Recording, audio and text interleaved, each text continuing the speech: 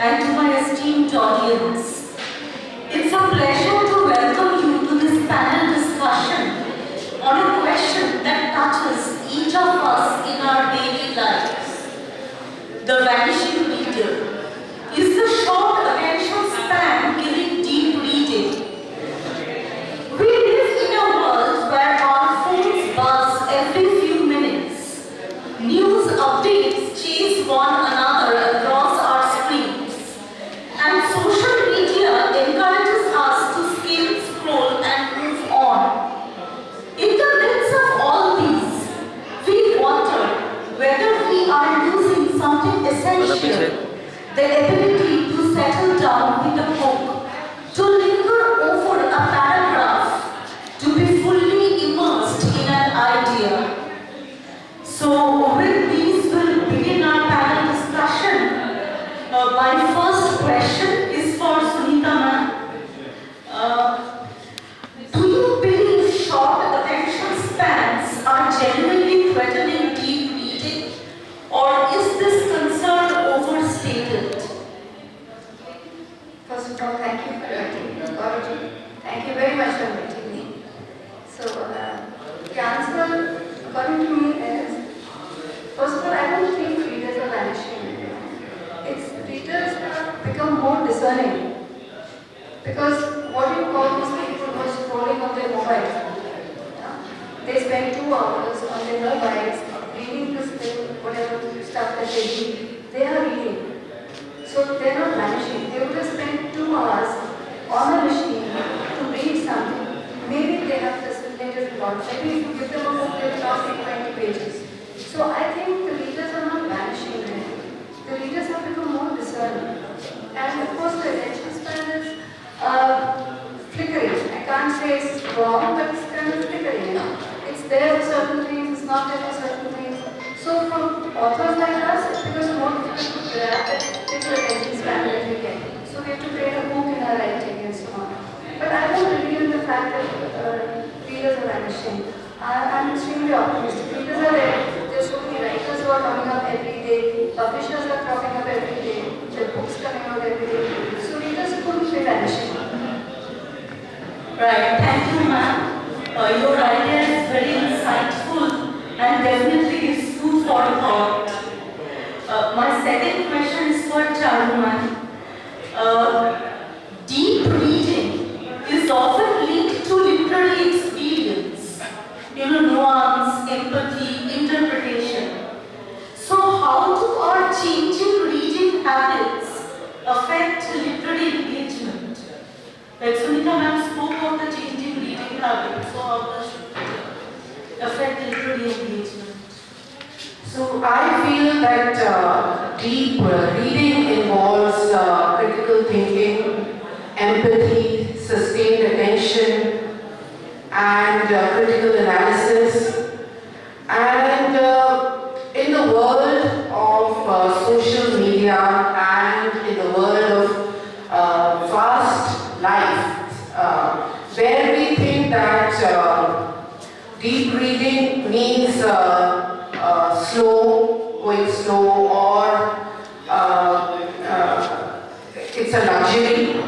So, and it doesn't go with our fast-paced lifestyle. So we think that the deep reading is, as the topic says, is slightly taking a back seat, because we are busy in our lifestyles, what we have adopted, and also the intervention of social media and technology, which encourages our engagement, and which are designed so that we engage with the media, but there is no focus. We are losing focus, which is so essential for deep reading. So that is why this art of deep reading is sort of, we can say, vanishing, and we have to learn the ways to make it come back, so to say. Yeah. Right, ma'am. So, yes, I mean, as you said, things are changing and deep reading can definitely be called an art nowadays. Yes. So, my next question is for Naveen, sir. Okay. So, publishers often worry about shrinking reading stamina. Are you seeing real changes in reader behavior, like shorter books, shorter chapters, more visual elements? Like, I'm a poet and I have written full-length books. But I have also been told by publishers that why don't you simply write a chapbook of 15 poems or even a flip book of 10 poems or less, so that it engages the reader's attention and keeps it. So what is your idea on this whole thing? Yeah, I think it's a very important question, and thank you, Gaurav, for letting me be here. So I think I'll just give you a little bit what I think about this topic. I think it's not only the books, I'm sorry. And not only the books, even the cinema, even the Hindi movie used to be 2.5 to 3 hours. Now nobody watches that. Even if there is an audio visual which is for, let's say, 1 hour or 45 minutes, I know my friends, people of my age, who say we cannot just sit and watch a movie, right? And even if you see YouTube, if you see any video, you first see what is the duration of that. So if it's like less than 5 minutes, you are more likely to click on it and see it. So yes, this is a problem. And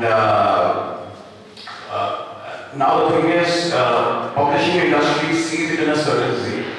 That is, okay, if everybody wants to see content which is on 30 seconds, which is the Instagram reel, so why don't we also make our book pocket size? One of the beauty of reading a book is that you visualize your mind, but they want also that to be depicted through pictures and all that. I think this way publishers are thinking like that, but I think it will be very counterproductive. The reason for that is that you are exactly giving an Instagram style books. You're trying to make it, but you will never be able to compete with that, right? Rather, I think books should be presented the way they are supposed to be presented. Traditionally, novels, fiction novels should be having 60,000 to 70,000, 80,000 words, rather than trying to make books which are like 15,000 words or something like that, just because it will be cheaper to produce and people will consume it. I think that's a losing battle. That's my personal opinion. People may have different view of that. I think what we need to do is, I think I agree with ma'am, the reader is not vanishing. We just have to make reading more aspirational, right? And reducing the cost of the book or reducing the paper quality, ready to go to the mass market is going to backfire very badly. For example, today everybody is ready to pay 250 rupees coffee at Starbucks, right? But the same people will, sort of haggle if you, to a street vendor who is giving for 50 rupees. I think as authors, public industry, I'm a very small part of it. I became author only 1 or 2 years back. But I think the way forward, we have to make reading elite. When I say elite, it doesn't mean that elite in that sense. It is something done by more intelligent people. So it has to have that kind of, it should be looked in such a way that if you are going to the bookstore and if you are buying a book, you should be considered, you are more sophisticated, you are more learned. I think that is the way, the things have to move rather than now, trying to make Instagram really type of books. I think that can be very counterproductive. And so that's my opinion about it. But yes, this topic is very important because even while coming here I just received the phone call. So attention spans are reducing because this thing is always there with us and we always, trying to, now you see earlier we used to have Google, right? We want to find some some effort. Now ChatGPT has, sort of reviewed that also. So you put a question you want to answer. So again, it's how it is, but I think how publishing industry plays this game will be interesting to see. But what I feel like is straight away.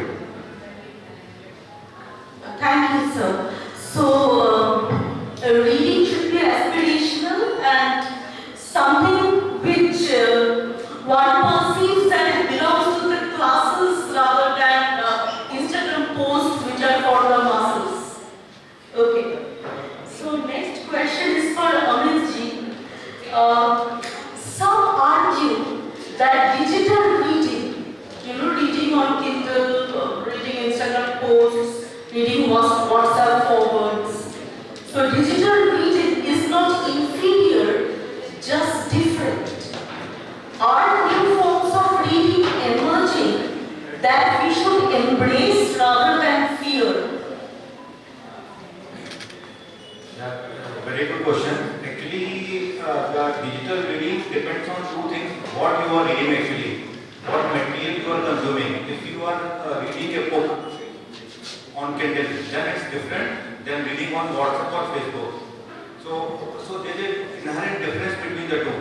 The books will lead you to the imagination, to the curiosity, to the critical thinking, and the WhatsApp forwards or the Facebook, as you said, it's just a skills. So this is the difference between two. If you are reading on Kindle, it just leads you to the eye fatigue or mind fatigue. But you are going into the critical thinking. So the fundamental difference is if you are reading books in the paper form or in the digital form, there is no difference. Except that there is some fatigue in your eyes. So I will talk about the fundamental difference. What difference है in papers? You see, when we go into the history, around 2000-3000 years back, so at that time the books led to the emergence of civilization because books sets the humans on the path of relay race. Means the next generation does not have to restart from zero. They have certain benchmark and then they